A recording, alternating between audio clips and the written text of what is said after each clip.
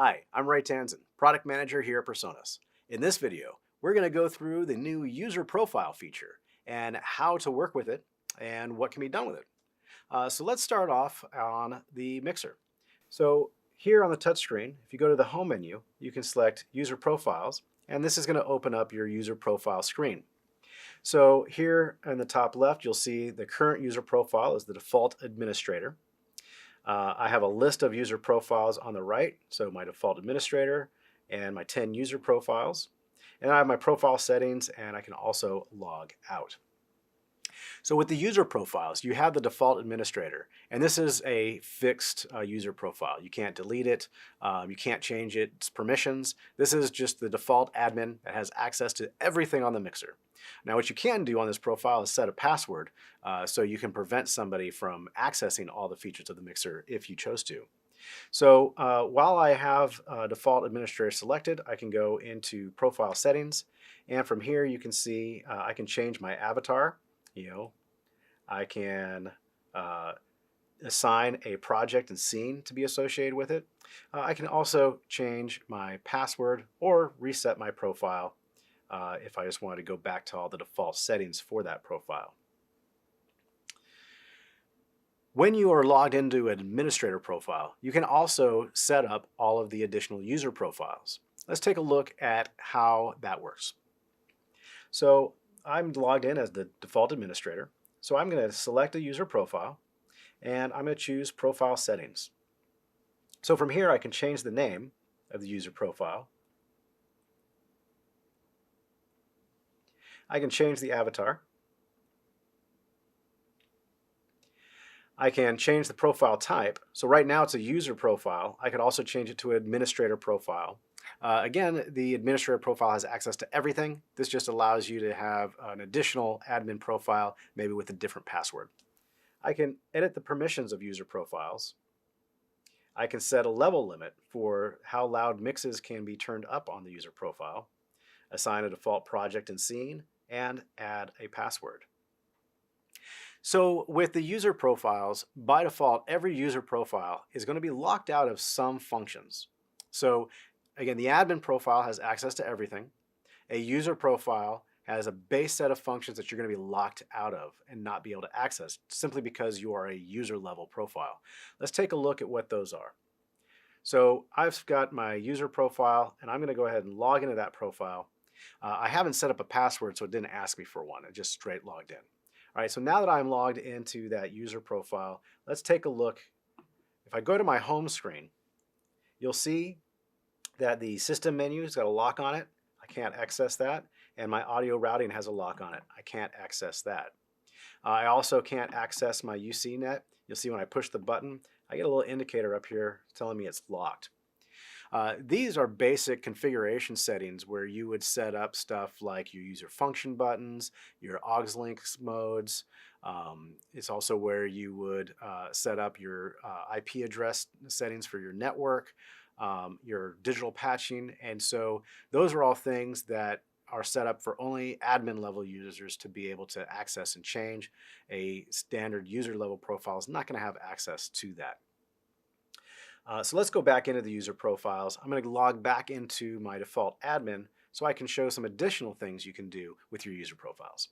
So let's log into admin. Again, because I don't have a password set, it didn't ask me for one. So I'm going to select this profile that I was working with, and let's go back into the profile settings. So from here, I can edit my permissions. So in my permissions, you'll see I can restrict access to changing channel names, channel types, input EQ and dynamics, output EQ and dynamics, preamp settings, GEQs, assignments for buses, changing of the effects types, saving scenes, and changing or adding DCA filter groups. So these are just additional layers of permissions that you can customize for each user profile, depending on what you want to allow or not allow access to. Another really cool feature was this level limit. So we talked about it very briefly, but let's take a look at how that works. So the level limit sets a global limit for all of the mix master channels. So by default, it's at 10, which is the top of your fader throw, is plus 10 dB. So if I restrict that, I can bring that down. Let's say I put it at unity. So this is a great feature if you might have some volunteers or somebody coming up to work on the mixer that you want to make sure they don't accidentally damage your amplifiers or your speakers, or make sure they have kind of a safety mode that they can't get into a feedback situation as easily. So I've gone ahead and set a level limit now on this profile. So I'm going to log into this profile and let's see how that works. So as I turn up the mixer fader, as I hit that unity level, the audio is going to stop turning up. The DSP has stopped responding to this fader. But because I'm touching the fader, it's allowing me to continue the fader travel. But as soon as I let go, it's going to snap back down to where that level was stopped at. And so because we have the touch sensitive faders, we know when you're touching the fader. So we're not going to fight you when you cross that line because we don't want to damage the fader motors or cause any problems with the fader mechanics. So we'll allow the fader to still travel while it's recognizing the touch sense. But as soon as you let go, it's going to jump back down to where that level limit is set to. All right, now let's go back in and take a look at how we can assign a project and scene. So again, I'm going to go into my profile here. We'll go into our profile settings. So I can select the project. I'll see a list of all my available projects here.